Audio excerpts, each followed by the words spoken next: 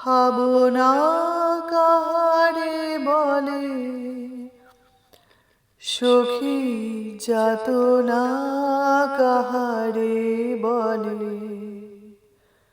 তোমরা যে বলো দিবস রজনী, ভালোবাসা ভালোবাসা, সখী ভালোবাসা কারে কয়, সে কি বলি যাতনাময়। ভালোবাসা জীবনের সুখের সাথে সাথে অনেক কষ্টও বয়ে নিয়ে আসে। দ্বৈতার জীবনে এই যে ভালোবাসা, সেটা কি সুখের হবে, না তার সাথে প্রচুর যন্ত্রণা নিয়ে আসবে? আজকে আমরা শুনব নীলঘর্ণির 4র্থ পর্ব।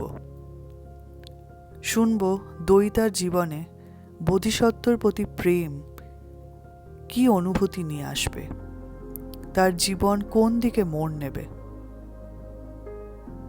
শুরু করছি সুচিত্রা ভট্টাচার্যের লেখা নীলঘূর্ণির 4র্থ পর্ব। Congratulations professor Majumdar.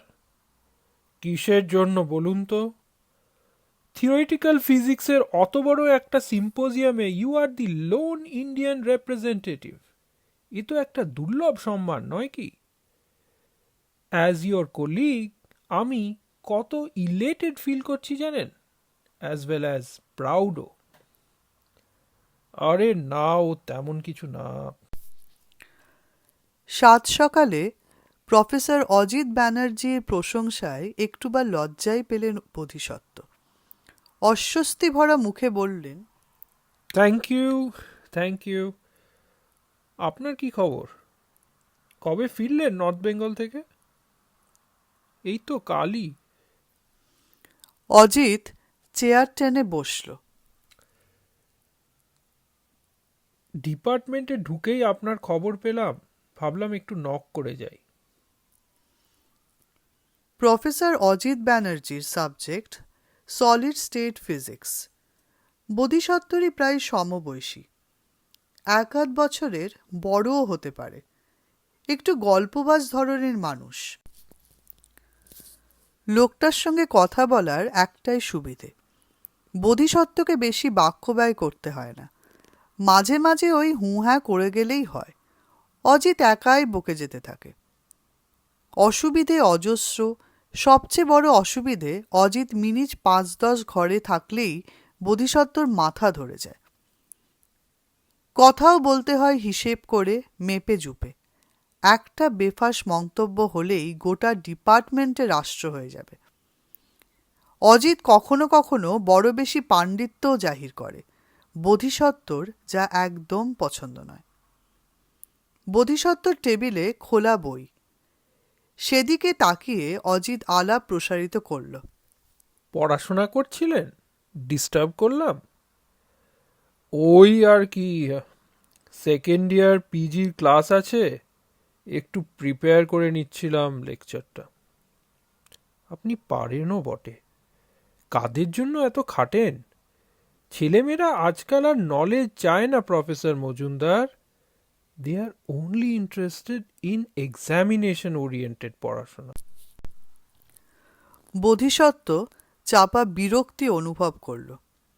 অসন্তোষ চেপে বোধিসত্ত্ব বলল, ক্লাস নেওয়ার আগে পড়াশোনাটা আমি নিজের জন্যই করি প্রফেসর ব্যানার্জি। নিজেকে পুরোপুরি তৈরি না করে ক্লাসে ঢুকতে আমার খুব আনইজি লাগে। মনে হয় ছেলেদের মেয়েদের ঠকাচ্ছি। অজিত দাঁত বের করে হাসল। এই জন্যই বোধহয় আপনি ছেলে মেয়েদের কাছে এত পপুলার। বোধিসত্ত্ব উচ্চ বাচ্চা কিছু করল না। মনে মনে বলল, পপুলারিটির জন্য আমি পড়াশোনা করি না অজিতবাবু। অ্যাজ এ টিচার পড়ানোটা আমার রিলিজিয়ন। কোনো স্টুডেন্ট কখনো যদি ক্লাসে এমন কোনো প্রশ্ন করে যার উত্তরের জন্য আমি নিজেকে প্রস্তুত করতে পারিনি, আমার নিজেকে বড় অপরাধী মনে হয়। দুম করে কথার মোড় ঘুরে গেল অজিতের। তা প্রফেসর মজুমদার, বার্লিন যাওয়ার জন্য আপনার পেপার রেডি? মোটামুটি। আপনি নাকি নতুন পেপার কিছু পড়ছেন না? ঠিক নতুনও নয়, আবার পুরনো নয়। ফিজিক্যাল রিভিউতে লাস্ট যেটা পাবলিশড হয়েছিল ওটাই মাজা ঘষা করছি। রিগার্ডিং ব্ল্যাক হোল নতুন কিছু আইডিয়া ইনকর্পোরেট করছি। অর্থাৎ নতুন কাজ আছে, তাই তো? হ্যাঁ, তা আছে। অথচ প্রফেসর সামন্ত বলে দিলেন আপনি নাকি পুরনো পেপারটাই পড়বেন, একই আইডিয়ার চরিত্র বর্ণন। কোনো মানে হয় না এইসব জেলাসির। কোথায় একই ডিপার্টমেন্টের লোক বলে গর্বে বুক ফুলে উঠবে তা নয়। এবারও চুপ করে রইল বোধিসত্ত্ব। তার প্রতি এখানকার অধ্যাপককুলের ঈর্ষা আছে, বোধিসত্ত্ব জানে। থাকতেই পারে। জ্ঞানে, বিদ্যায়, বুদ্ধিতে নিজেদের যতই উন্নত প্রজাতির জীব বলে মনে করুক না কেন, আদতে তারা মানুষ তো বটে। মাঝে মাঝে এ নিয়ে আহতও হয়েছে বোধিসত্ত্ব। কখনো বা সহকর্মীদের বঙ্কিম কটাক্ষে, কখনো বা শীতল ঔদাসীন্যে। আলগাভাবে বোধিসত্ত্ব জিজ্ঞাসা করল, আপনার ঘড়িতে কটা বাজে প্রফেসর ব্যানার্জি? 9:10। দেখছেন আমার ঘড়ি 5 মিনিট স্লো। ক্লাসের টাইম হয়ে গেল। ইশারাটা বুঝল অজিত। উঠে দাঁড়ালো। চলি তাহলে। মর্নিংয়ে আমার আজ ক্লাস নেই, আফটারনুনটাই আসবো। অজিত চলে যেতেই ঝটিকি বইয়ের পাতায় ডুব দিল বোধিসত্ত্ব। এই সময়টার তার বাহ্য জ্ঞান থাকে না, তবু যেন হালকা ঘণ্টাধ্বনি শুনতে পেল।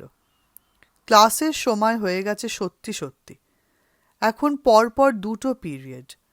আর একটু সময় নিয়ে লেকচারটা তৈরি করতে পারলে ভালো হতো। সপ্তাহে মাত্র গোটা 8 ক্লাস নিতে হয়। এতদিন ধরে পড়াচ্ছে, প্রায় একই বিষয়। তবু কেন যে এখনো ক্লাসে যেতে বুক কাঁপে? কোনো অসামান্য ছাত্র তার জ্ঞানের পরিধির বাইরে কোনো বিচিত্র প্রশ্ন করে বসবে, এই আশঙ্কায় কি? নাকি প্রশ্নটার আশায়? কে জানে, হয়তো সেই প্রশ্ন থেকেই নিজের মনের জিজ্ঞাসার কোনো নতুন দিগন্ত খুলে যাবে বোধিসত্ত্বর। আজকের পড়ানোর বিষয়ে ভাবতে ভাবতেই বোধিসত্ত্ব অন্যমনস্কভাবে চেয়ার ছাড়ল। কিছু বইয়ের র্যাক, স্টিলের ক্যাবিনেট আর চেয়ার টেবিল সাজানো বোধিসত্ত্বর এই ঘরটার ডিপার্টমেন্টের একেবারে শেষ প্রান্তে। ক্লাসরুম এখান থেকে অনেকটা দূর। লম্বা লম্বা পা ফেলে এগোচ্ছে বোধিসত্ত্ব, খালি হাতে। সে কখনো রোল কলের রেজিস্টার নেয় না। তার ক্লাসে প্রতিটি ছাত্রছাত্রী পার্সেন্টেজের বাধা। আসো না আসো পেয়ে যাবে। ক্লাসে ঢুকেই অন্যমনস্ক ভাব কেটে গেল বোধিসত্ত্বর। আজ ছেলে মেয়েদের উপস্থিতি ভালোই, 40-42 জন আছে। দেখে বোধিসত্ত্ব বেশ সতেজ সপ্রাণ বোধ করল। ভরাট কণ্ঠস্বরে শুরু করল বক্তৃতা। বোর্ডের পাশে চক ডাস্টার রাখা থাকে। লিখছে, মুছছে জটিল সমীকরণ। মিনিট 15 পরে থেমে গেল। তার পড়ানোর পদ্ধতিটা একটু অদ্ভুত। শুরুতে কিছুটা ধরিয়ে দিয়ে ছাত্রছাত্রীদের পাশে চেয়ার টেনে এনে বসে পড়ে। কোনো একজন স্টুডেন্টকে বোর্ডে পাঠিয়ে দেয়। সেই তখন লেখে, আর বোধিসত্ত্ব ছাত্রছাত্রীদের নিয়ে একসঙ্গে বিষয়টা আলোচনা করতে থাকে। টুকরো টুকরো ভাবে বোঝায় কিছু, হঠাৎ হঠাৎ উঠে যায় বোর্ডে। আবার হয়তো কখনো বলে টানা 10 মিনিট, 15 মিনিট। আজও একইভাবে ক্লাস এগোচ্ছিল। বোর্ডে চিরশ্রী, সামনের সারিতে জয়দীপ আর ভেঙ্কটরামের মাঝে বোধিসত্ত্ব। কথার ফাঁকে হঠাৎই বোধিসত্ত্বর নজর গেল দইটায়। 4th রোতে বসে একদম ফাঁকা চোখে তাকিয়ে আছে মেয়েটা। বুঝছে না কিছুই। লাস্ট দিন ক্লাসে অ্যাবসেন্ট ছিল। লাইব্রেরি থেকে বেরোনোর সময়ও কয়েকদিন দেখা হয়নি। হয়েছেটা কি? এমনিতে তো মেয়েটা ক্লাসে বেশ চনমনে থাকে। বোধিসত্ত্ব অবশ্য তেমন কৌতূহলী নন, অন্তত ছাত্রছাত্রীদের সম্পর্কে। তবুও আজ প্রশ্নটা করেই ফেলল। হোয়াটস রং দইতা? তুমি কিছু শুনছো না মনে হচ্ছে। দইতা নড়ে উঠল। কি হয়েছে তোমার? Feeling uneasy? না sir. No, something is wrong. তুমি কি বুঝতে পারছো না? দইতা আবছাভাবে ঘাড় নাড়ল। বলো তো, how the strangeness is conserved in the event of a decay process? Dayita উঠে দাঁড়ালো। মাথা নিচু করে দাঁড়িয়েই আছে। বোধিসত্ত্বর কপালে ভাঁজ পড়ল। কি হলো? চুপ করে আছো কেন? বলো। দইতার ঘাড় আরো ঝুলে গেল। দাঁত দিয়ে ঠোঁট কামড়ে ধরেছে। তুমি কিন্তু ক্লাসে মনোযোগী হচ্ছ না দইতা। It's not fair. বোধিসত্ত্বর স্বর অপ্রসন্ন হল। ঝুপ করে বসে পড়ল দইতা। কিন্তু অবনত মস্তক সোজা হল না। বোধিসত্ত্ব আবার লেকচার শুরু করল। পড়াতে পড়াতে আরো কয়েকবার চোখ পড়ল দইতার দিকে। একইভাবে বসে আছে মেয়েটা, কাঠ হয়ে। সামান্যতম নড়াচড়া পর্যন্ত করছে না। প্রায় 2 ঘন্টার ক্লাস। 1.5 ঘন্টা পর থেকেই অল্প অল্প ক্লান্ত বোধ করছিল বোধিসত্ত্ব। বয়সের জন্য কি? বোধিসত্ত্ব সেরকমই মনে হলো। আজকাল এরকম হচ্ছে মাঝে মাঝে। ক্লাস ছেড়ে বেরোনোর সময়ও দইতা একইভাবে বসে আছে দেখে বোধিসত্ত্বর একটু খারাপই লাগলো। সে কি বেশি রূঢ় হয়েছিল মেয়েটার ওপর? ক্লাসে অমনোযোগী ছাত্রছাত্রী তাকে পীড়িত করে, কিন্তু সে তো কখনো মেজাজ হারায় না। এও কি বয়সের ভার? কি ভেবে ক্লাসরুমের দরজায় ঘুরে দাঁড়ালো বোধিসত্ত্ব। ডাকল, দইতা। হ্যাঁ স্যার। তুমি একবার আমার রুমে আসবে? কেন স্যার? এসো, যা বলছি শোনো। রুমে ফিরে বোধিসত্ত্ব দেখল শামীম বসে আছে তার প্রতীক্ষায়। শামীম আহমেদ বাংলাদেশের ছেলে, ঢাকা বিশ্ববিদ্যালয়ের পিএইচডি। এখানে বোধিসত্ত্বর তত্ত্বাবধানে পোস্ট ডক্টরাল রিসার্চ করছে। ভারী মেধাবী ছেলে। কাজ নিয়ে কথা শুরু হয়ে গেল। দরজায় কেউ নক করছে। আসতে পারি স্যার? কে? আমি, দইতা। মুহূর্তের জন্য নামটা মাথায় ঢুকল না বোধিসত্ত্বর। পর মুহূর্তেই মনে পড়েছে। ডাকল, ও হ্যাঁ, এসো, ভেতরে এসো। দইতা ঘরে ঢুকে একটু যেন জড়সড়। বোধিসত্ত্ব বলল, এক সেকেন্ড। আগে শামীমকে ছেড়ে দিই। তোমার লাঞ্চে দেরি হয়ে যাবে না তো? ঢক ঢক দুদিকে ঘাড় নাড়ল দইতা। আফটারনুনে তোমার কটায় ক্লাস? দুটোই। তাহলে তো সময় আছে। বলেই বোধিসত্ত্ব আবার শামীমের দিকে ফিরেছে। হ্যাঁ, যা বলছিলাম, শোনো, তোমার কাজ তোমার নামেই বেরোবে, এটাই কাম্য। সেখানে আমার নাম লেজুরে যোগ করলে তোমার মর্যাদা বাড়বে না। সেকেন্ডলি, আমি যে কাজ করি না সেখানে আমি কোনোভাবে আমার নাম যোগ করতে দিতে চাই না। এটা অবশ্য খুবই চালু প্রথা। গাইডের নাম রিসার্চ স্কলার পেপারের শোভা বৃদ্ধি করে এবং তোমাদের গবেষণার সুবাদেই আমাদের পেপারের সংখ্যা বাড়ে। কিন্তু আমি বাজার চলিত রক্তচোষা সিস্টেমটা ঘোরতর অপছন্দ করি। তোমার ক্রেডিটটা তোমারই থাকলে আমার বেশি ভাল লাগবে। শামীমের মুখ উজ্জ্বল হাসিতে ভরে গেল। ওকে স্যার, তাই হবে। তবে রেফারেন্স আমি আপনার কথা উল্লেখ করব স্যার। আচ্ছা আচ্ছা, দেখা যাবে। তুমি কাজটা কমপ্লিট করো তো। শামীম খাতাপত্র গুছিয়ে উঠে পড়ল। দইতার দিকে তাকিয়ে সৌজন্যসূচক হাসি হাসল একটু। দইতার মুখে হাসি ফুটল না, আরও যেন আড়ষ্ট হয়ে গেছে সে। শামীম যাওয়ার পর একটা সিগারেট ধরালো বোধিসত্ত্ব। বহুক্ষণ পর মস্তিষ্কে ধোঁয়ার প্রবেশ, ক্লান্তি কেটে যাচ্ছে। হাসি মুখে দইতাকে জিজ্ঞাসা করল, হ্যাঁ বলো, তোমার সমস্যাটা কি? কিসের সমস্যা স্যার? তুমি তো ক্লাসে অমনোযোগী থাকো না। দইতা নীরব। তুমি কি কোনো কারণে ডিস্টার্বড আছো? চোখ তুলেই নামিয়ে নিল দইতা। বলতে আপত্তি থাকলে বলো না, but please be attentive in my class. Dayita আবার চোখ তুলল, আস্তে করে বলল, স্যার, কিছু বলবে? আমার বিয়ে ঠিক হয়েছে স্যার। Is it? বাহ, এ তো ভালো খবর। বোধিসত্ত্ব গমগমিয়ে হেসে উঠল।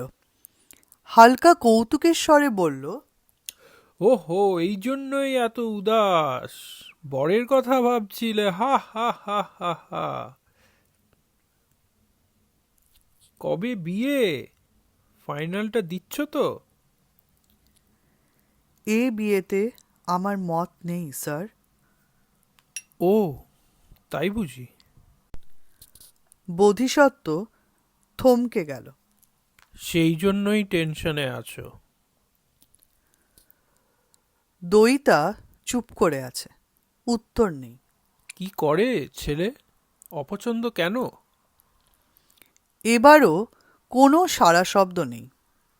ওকে ওকে, বাড়ির লোকেরা কি জোর করছে? অপছন্দ হলে জানিয়ে দাও, করো না বিয়ে। কিন্তু আমি যে মত দিয়ে ফেলেছি স্যার। এবার বোধিসত্ত্বই ভ্যাবাচাকা খেয়ে গেল। মেয়েটা কি চায়? একবার বলে মত নেই, একবার বলে রাজি হয়ে গেছি। স্ট্রেঞ্জ না, মেয়েদের বোঝা বড়ই শক্ত। এই তো রাখিও, ছেলে এলে একদিকে কি উল্লসিত, আবার কেমন যেন সিটিয়েও থাকে। এই প্রথম বিদেশ যাবে বলে উৎসাহী না নিরুৎসুক, তাই কি বোঝা গেছে? না, মেয়েটাকে ডেকে পাঠানোই ভুল হয়ে গেছে। বোধিসত্ত্ব নিষ্প্রিয় স্বরে বলল, তাহলে আর কি, চোখ কান বুঝে করেই ফেলো। সহসা বিস্ফোরণ ঘটল যেন। দইতা ফুপিয়ে কেঁদে উঠল। আমি পারবো না স্যার, কিছুতেই পারবো না। কেন? বিয়ে না করতে পারার কি আছে? পড়াশোনার কথা যদি ভাবো, বিয়ের পরও কন্টিনিউ করতে পারো।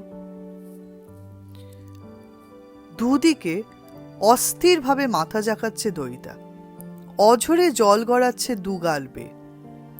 বোধিসত্ত্ব বিচলিত বোধ করল। এত কাঁদে কেন মেয়েটা? বোধিসত্ত্ব কি মেয়েটার মনের কোনো স্পর্শকাতর জায়গায় আঘাত করে ফেলল? অপরাধী অপরাধী মুখে উঠে এলো বোধিসত্ত্ব। আলগা হাত রাখল মেয়েটার পিঠে। আহা, শান্ত হও। আমি কি তোমাকে কোনোভাবে হার্ট করেছি?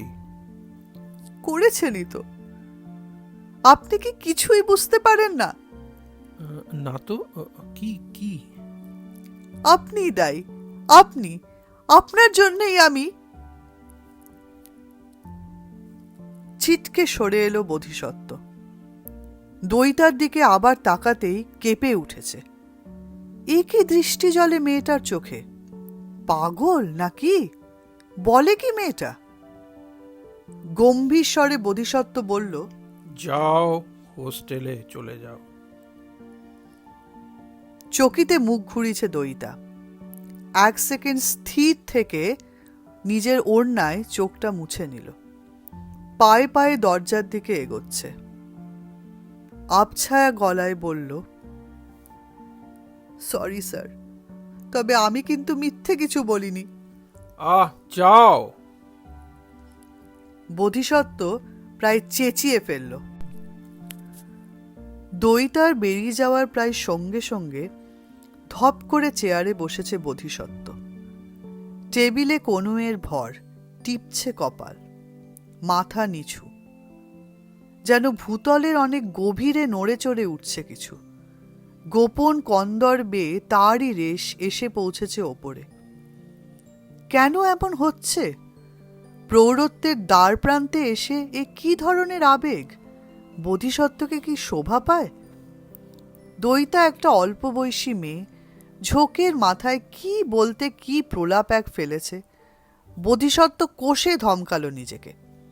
গোটা পরিস্থিতিটাকেই যুক্তির নিগড়ে বাঁধতে চাইছে। অনেক মেয়েরই কি বাবার প্রতি অন্ধ ভালোবাসা থাকে না? হয়তো দইতার এটাই সেই ধরনের এক অনুভূতি। তাই হবে, অন্য কিছু হওয়া সম্ভব নয়। মেয়েটাকে সেও তো কখনো আলাদা চোখে দেখেনি। দইতা তো তার কন্যা সময় নয় কি? ওই বয়সে মেয়েদের আবেগ নাকি লাগাম ছাড়া। এমনই কি একটা যেন বলেছিল না রাখি? আবেগ কি খুব ছোঁয়াছে? বোধিসত্ত্ব আপ্লুত হয়ে পড়ছে কেন? পড়ছে নাকি পড়তে চাইছে? দূর, ব্যাপারটা পুরোটাই ছেলে মানুষই। দইতার পাগলামি ও আইডল ওয়ার্শিপ ছাড়া কিচ্ছু নয়। সিম্পল কেস অফ মূর্তি পুজো। মেয়েটাকে নিয়ে এত ভাবাও এক ধরনের স্টুপিডিটি। একা একাই অট্ট হাসিতে ফেটে পড়ল বোধিসত্ত্ব।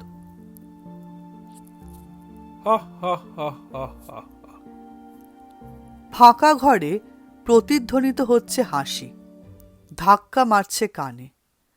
বোধিসত্ত্ব থেমে যাওয়ার পরও মিলিয়ে গেল না হাসিটা। পাক খেয়ে খেয়ে ঘুরতে লাগলো, ঘুরতেই লাগলো। দুপুরে ক্লাস থেকে ফিরেই শুয়ে পড়েছিল দইতা। স্নান করতে উঠল না, খেতে গেল না, শুয়েই রইল কম্বল মুড়ি দিয়ে। কোলাহল মুখর হোস্টেল একসময় শূন্য হয়ে গেল। মেয়েরা সব যে যার চলে গেল দ্বিতীয় পর্যায়ের ক্লাসে। দইতা তখনও শুয়ে। উঠল একবার শেষ দুপুরে। আঘ্রাণের নরম রোদ্দুর মাখা নির্জন করিডোরে একা একা হাঁটল কিছুক্ষণ। আবার এসে গড়িয়ে পড়েছে বিছানায়। পেটের চনচনে খিদেটা কখন মরে গেছে। জড়িয়ে এলো চোখ, কিন্তু ঘুম আসে কই? মাঝে মাঝে ছেঁড়া ছেঁড়া তন্দ্রা লেপ্টে যাচ্ছে চোখের পাতায়, মিলিয়েও যাচ্ছে। যা থাকছে তা হলো এক আচ্ছন্নতার ঘোর। এরই মধ্যে স্বপ্ন দেখছিল দইতা। স্বপ্ন না দৃশ্য? সে জেগে আছে না ঘুমিয়ে, তাই সে ঠাউর করতে পারছে না। স্বপ্ন আর দৃশ্যের তফাৎ সে বুঝবে কি করে? তা সে স্বপ্নই হোক কি দৃশ্য, একই ছবি ফুটছে বারবার, যেন ভিডিও রিপ্লে। ধু ধু মাঠ, দূরে এক আবছা বটগাছ। মাঠের মধ্যিখান দিয়ে হাঁটছে দইতা। মাঠটা দেখে মনে হয় রুক্ষ, কিন্তু দইতা পা ফেললেই কোত্থেকে যেন ঘাস গজিয়ে উঠছে মাঠে। দীর্ঘ থেকে দীর্ঘতর হচ্ছে ঘাস। ক্রমশ যেন মাঠটা সরবন হয়ে গেল। বটগাছটাও উঁচু হয়ে গেছে অনেক, প্রকাণ্ড এক দৈত্যের আকার ধারণ করেছে। দইতা কিছুতেই আর ঘাস ঠেলে এগোতে পারল না, হাঁপাচ্ছে দাঁড়িয়ে দাঁড়িয়ে। এখানেই ছবি শেষ, আবার শুরু হচ্ছে নতুন করে। কে চালায় ওই ভিডিও টেপ? কে টেপে অদৃশ্য বাটন? পশ্চিমের সূর্য ডুবে গেল যথাসময়ে। আকাশে রঙের খেলা শেষ, তরল আধার ঘন হলো সন্ধ্যায়। দইতার ঘরের উত্তরের জানলাটা খোলা, হু হু করে ঠান্ডা হাওয়া ঘরে ঢুকছে, কিন্তু দইতাকে স্পর্শ করছিল না সে বাতাস। মেয়েরা একে একে হোস্টেলে ফিরল। কলকাকলিতে ভরে গেল চারদিক। দইতার কানে কিন্তু কোনো শব্দই ঢুকছিল না। চিরশ্রী ঘরে ফিরে থমকে দাঁড়ালো। কি রে দই, পড়ে পড়ে ঘুমোচ্ছিস যে, ক্লাসে গেলি না? দইতা নির্বাক চোখে তাকালো। কি হয়েছে তোর, শরীর খারাপ? দইতার চেতনা ফিরল, মাথা নেড়ে বলল, না। বললেই হলো, তোর চোখ মুখ কেমন যেন লাগছে, জ্বর এসেছে নাকি? না রে। মাথা ধরেছে, পেট ব্যথা? না। তাহলে শুয়ে কেন? এমনি। দইতা হাতের পিঠে চোখ ঢেকে দিল। হৃদয়ের আন্দোলন লুকোনোর এটাই শ্রেষ্ঠ উপায়। কান্না, আবেগ, সুখ, দুঃখ সবই তো প্রতিফলিত হয় ওই চোখেই। অস্ফুটে বলল, ঠিক আছি রে। তাহলে ক্লাসে গেলি না কেন? ইচ্ছা করছিল না। স্ট্রেঞ্জ, এমন ইচ্ছের কারণ জানতে পারি? সব ইচ্ছের কি কারণ থাকে?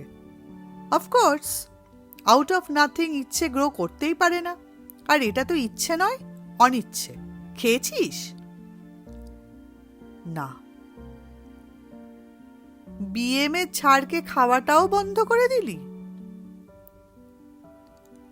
একটু কি কেঁপে উঠল দইতা? বুকটা কি চিনচিন করে উঠল হঠাৎ? বোধিসত্ত্ব কি সত্যি তার সঙ্গে খুব নিষ্ঠুর আচরণ করছিলেন? না, তাও তো ঠিক বলা যায় না। বরং একটু বুঝি নার্ভাসই হয়ে গেছিলেন। ওই ঘাবড়ে যাওয়া ভাবটাকে কাটাতেই হয়তো অত জোরে। চিরশ্রী নিজের বিছানায় গিয়ে বসেছে। এলোমেলো শয্যায় যত্রতত্র বই। জন গ্রিসামের একখানা বই খুলে পেজ মার্কটা নিয়ে নাড়াচড়া করল, একটু রেখে দিল। তারপর আধশোয়া হয়ে বলল, তোর ব্যাপারটা ঠিক কি হয়েছে বলতো? কি আবার হবে? দইতা নিচু স্বরে বলল। বিএম তখন তোকে ডেকে ডাকলেন কেন রে? কিছুই না। শুধু মধু ডাকলেন, কিছু না বলে ছেড়ে দিলেন? স্যারের কি খুব সময় হয়েছে নাকি আজকাল? দইতা উত্তরটা এড়িয়ে গেল। মিথ্যে মিথ্যে কিছু একটা বানিয়ে বলে দেওয়া যায়, কিন্তু তাতে এখন আর তার উৎসাহ নেই। সত্যি বলতে কি, মিথ্যে বলতে তার ভালোও লাগে না। সে তো আর ওই শয়তান সৌমিকটার মতো দুমুখ সাপ নয়। দেয়ালের দিকে পাশ ফিরল দইতা। টের পাচ্ছিল চিরশ্রী বিছানা ছেড়ে উঠে দাঁড়িয়েছে, পায়চারি করছে, ঘুরে ঘুরে দেখছে তাকে। চিরশ্রী বিড়বিড় করে বলল, তোর বিহেভিয়ারটা কিরকম যেন পিকিউলিয়ার হয়ে গেছে। অন্যবার বাড়ি গেলে নাচতে নাচতে ফিরিস, এবার এলি মুখ হাঁড়ি করে। 36 বার খোঁচানোর পর জানা গেল তোর নাকি বিয়ে ঠিক হয়েছে। ভালো হয়েছে, কিন্তু তার জন্য এত আপসেট কেন? সন্ধেবেলা বেরোনোর জন্য তিরিং বিরিং করে লাফাতিস, কদিন ধরে গুম হয়ে ঘরে বসে আছিস। আজ ক্লাসে আনমাইন্ডফুল হয়ে ফালতু ফালতু ঝাড়ও খেয়ে গেলি। বিয়ে ঠিক হলে দুটো কারণে মানুষ আনমাইন্ডফুল হয়। এক, বর পছন্দ না হলে, আদারওয়াইজ বরের চিন্তায় মজে থাকলে। তোর কেসটা কি? ধর, বরের চিন্তাতেই মজে আছি। সরি, ধরতে পারলাম না। বরের ভাবনায় কারোর মুখ ওরম নিম পাতার মতো হয়ে যায় না। বিয়েটা কি তুই অ্যাট অল ইন্টারেস্টেড নোস? Are you being forced to Mary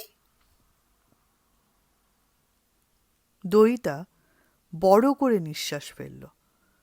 তপ্ত বাতাস বুঝি ছড়িয়ে গেল ঘরে, বুঝি চিরশ্রীকেও ছুল।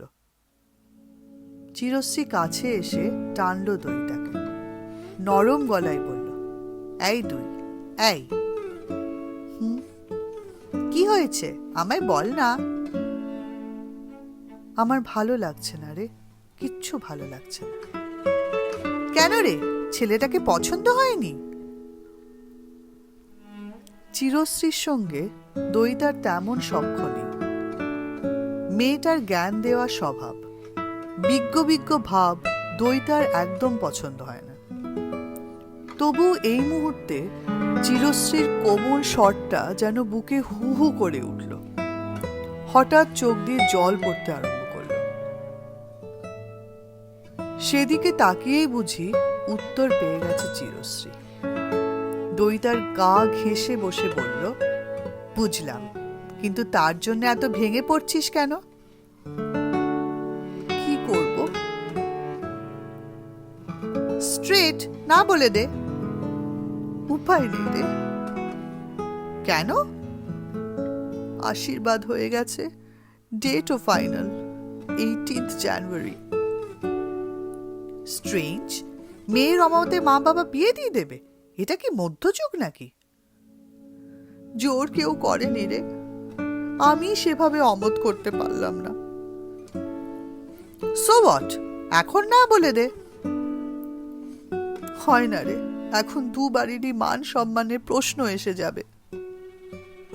বা রে বা, বাবা মা তুচ্ছ মান সম্মানের জন্য মেয়েটার জীবন নষ্ট হয়ে যাবে? মান সম্মান আগে না জীবন আগে? এ প্রশ্নটা দইটাকেও কুড়ে কুড়ে খাচ্ছে। তবু যেন সে নৈতিক জোর পাচ্ছে না কিছুতে। কি যে বুদ্ধিভ্রংশ হলো তার! কেন যে সৌমিকের অফিসে ছুটল?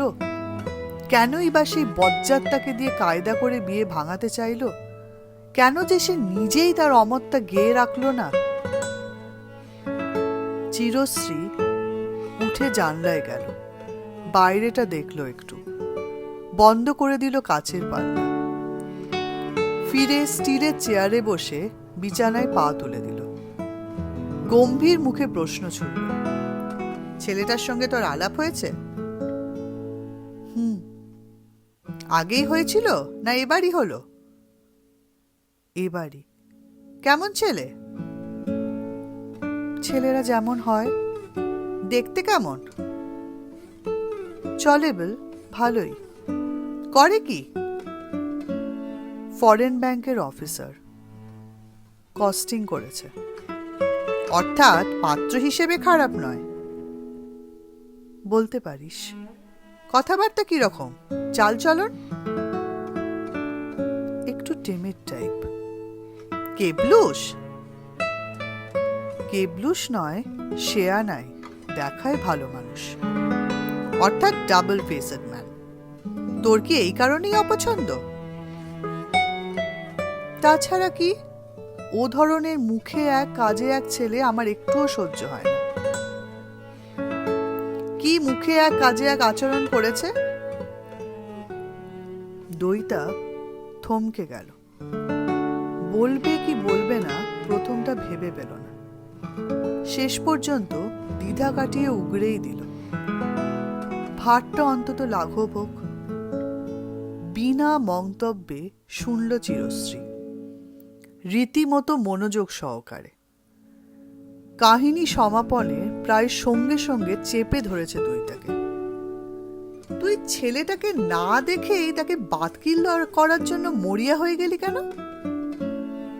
বললাম তো, বাবা মা ঠিক করা পাত্র, নেগোসিয়েশন ম্যারেজ আমার ভালো লাগে না। বকওয়াস, এই কথা তো তুই বাবা মাকেই বলতে পারতিস। পারতাম, তবে তোর লজিকটা যত টেনেবল হচ্ছে না দই। ইনফ্যাক্ট তুই যা বললি তাতে তো ছেলেটাকে বেশ ইন্টারেস্টিং মনে হচ্ছে। সেন্স অফ হিউমার আছে। তুই তাকে নিয়ে খেলতে চেয়েছিলি, পাল্টা চালে সে তোকে মেট করে দিয়েছে। আমার তো মনে হয় দিস ইন্টেলিজেন্ট চ্যাপই তোর জন্য উপযুক্ত বর হতে পারে। অসম্ভব, কখনো না। আমি ওকে বর ভাবতেই পারবো না। কেন? চোখ নয়, যেন সার্চ লাইট ফেলল চিরশ্রী। আবরণ ভেদ করে দেখে নিচ্ছে দইতার অন্তঃস্থলে কি চলছে।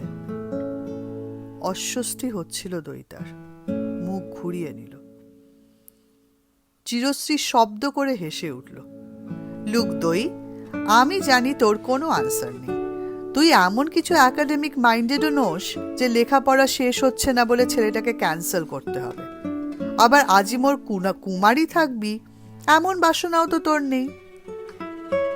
ইফ দিস আর ট্রু, তখন হোয়াই নট দিস চ্যাপ? অবশ্য একটা ফ্লিমসি গ্রাউন্ড তোর আছে। মানে? মুখ ফুটে বলতে হবে? তুই মিলস অ্যান্ড বুনস পড়ে পড়ে একদম পাগল হয়ে গেছিস, এবং তোর মেন্টাল এজ আজও বাড়েনি। এখনো তোর চোখে পুরুষ মানে সামওয়ান এক্সট্রাঅর্ডিনারি, যার তুলনায় মেয়েরা একদম তুচ্ছ। কি মিন করতে চাইছিস? ওরে গাধা, স্যারের সঙ্গে তোর আর কতদিন দেখা হবে? 4 মাস, পরজোর 6 মাস, মেরে কেটে 1 বছর। তারপর তুই বা কোথায় আর বিএমই বা কোথায়? চোখের প্রেমে মন ভরে না রে দই। You need something tangible. ওই প্লেটনিক লাভ 1-2 মাসই ভালো। বুদ্ধিমান মেয়েরা তারপরেই টপ করে অন্য কাউকে ধরে বিয়ে করে নেয়।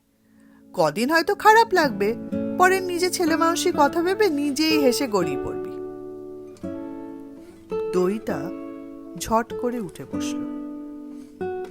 সংশয় তো তার মনেও আছে। কেন সেটাকে উস্কে দিচ্ছে চিরশ্রী? মন কি অত লজিক মেনে চলে? অনাগত সুখের কল্পনায় কেউ কি এই মুহূর্তের কষ্টটাকে উপেক্ষা করতে পারে? শুকনো গলায় দইতা বলল, তোর কোনো অভিজ্ঞতা আছে মনে হচ্ছে? অভিজ্ঞতার দরকার হয় না রে, কমন সেন্স আবেগকে জেবড়ে না গেলেই বলা যায়। ঠিক আছে, যা, আমি ইমোশনালে চলি, ইমোশনেই চলব। দইটা আবার কম্বলে মুখ ঢেকে শুয়ে পড়ল। এই পাগলি, চল চল, খাবি চল। আমার ভাল লাগছে না, আমায় প্লিজ ডিস্টার্ব করিস না। পেট ঠান্ডা নেই বলেই তোর মুড খিচড়ে আছে। ডিনারটা নামিয়ে একটা স্ট্রোল মেরে আয়, চিত্ত একেবারে সতেজ হয়ে যাবে। তুই যাবি এখান থেকে? হাসতে হাসতেই পালালো চিরশ্রী।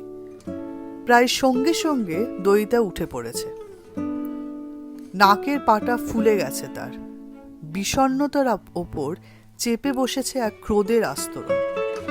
পলকের মধ্যে সৌমিকের মুখটা মনে পড়ল। কেন শয়তানি করলো ছেলেটা? ছেলেটা অতি চতুর না অতি নির্বোধ?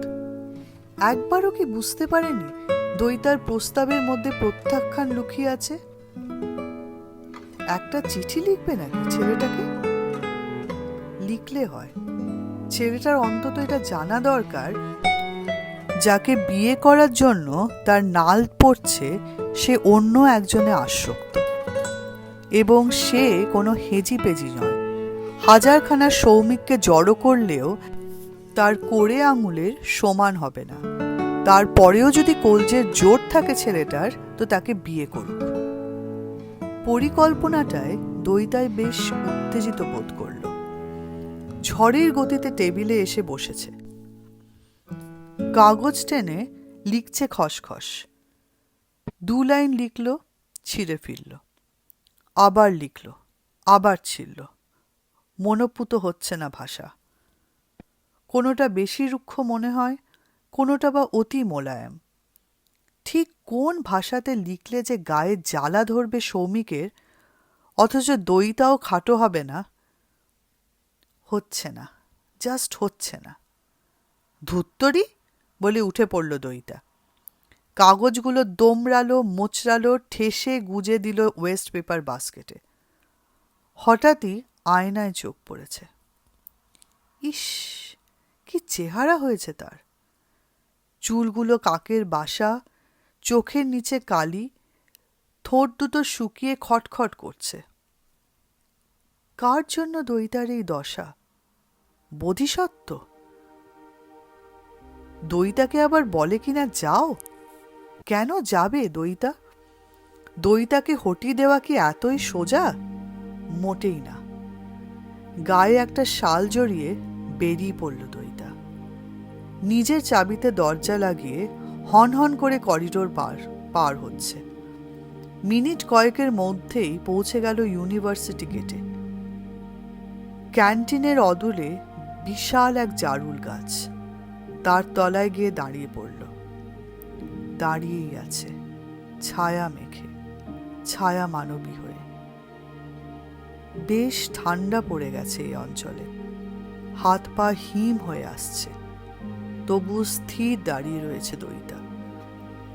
লাইব্রেরি থেকে বেরিয়ে 3টে ছেলে নিজেদের মধ্যে কথা বলতে বলতে পার হয়ে গেল।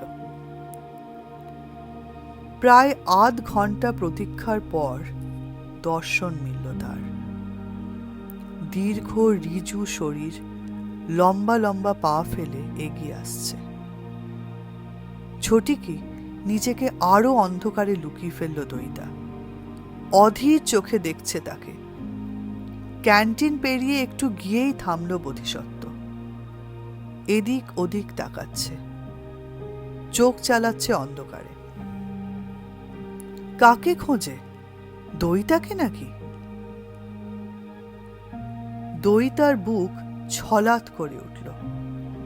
হ্যাঁ, খুঁজছেন স্যার, দইতাকে। না হলে ওভাবে গেটের সামনে গিয়ে চুপ করে দাঁড়িয়ে পড়বে কেন? এক ছুটে মানুষটার কাছে পৌঁছে যেতে ইচ্ছা করল দইতার, কিন্তু গেল না। উদ্বেল হৃদয় নিয়ে দূর থেকে দেখছে বোধিসত্ত্বর ক্রিয়াকলাপ। সিগারেট ধরালো বোধিসত্ত্ব। বাড়ির পথে এগোচ্ছে একবার, কপা গিয়েই ঘুরে তাকালো। আবার হাঁটা শুরু করেছে। তীব্র আনন্দের শিহরণে কাঁপছিল দইতা। বোধিসত্ত্ব দৃষ্টিসীমার আড়ালে যাওয়ার আগেই আধার ছেড়ে বেরিয়ে এসেছে। মোহগ্রস্তের মতো চলছে বোধিসত্ত্বর পিছু পিছু। আর একবার কি ফিরে তাকাবেন না তিনি? আর একটি বার না, পিছন ফিরছে না বোধিসত্ত্ব। সিগারেট শেষ করে ছুঁড়ে দিল রাস্তার ধারে। নতুন একটা ধরালো। দেখতে দেখতে পৌঁছে গেছে বাড়ির গেটে। রোজকার মতো আলো জ্বলে উঠল বোধিসত্ত্বর বারান্দায়, নিভেও গেল। দইতার ফুসফুস নিংড়ে একটা লম্বা নিঃশ্বাস বেরিয়ে এলো। শীতল চরাচরে এককুচি উষ্ণ বাতাস। আজকে এই পর্যন্তই। খুব শিগগিরই আমরা আবার নীলঘূর্ণির 5ম পর্ব নিয়ে চলে আসছি। আশা করছি আপনাদের নীলঘূর্ণি গল্পটি শুনতে ভালো লাগছে। যদি ভালো লাগে অবশ্যই আমাদের চ্যানেলটা সাবস্ক্রাইব করে নেবেন, লাইক করবেন এবং অবশ্যই শেয়ার করবেন। আপনাদের সাপোর্ট আমাদের ভীষণভাবে দরকার। এই চ্যানেলটি আমরা নতুন শুরু করেছি এবং আপনাদের সাপোর্ট ছাড়া আমরা কোনো মতেই এগোতে পারবো না। সবাইকে অনেক অনেক ভালোবাসা। সবাই ভালো থাকবেন, সুস্থ থাকবেন। খুব তাড়াতাড়ি আবার দেখা হচ্ছে। আজকে এখানেই শেষ করছি।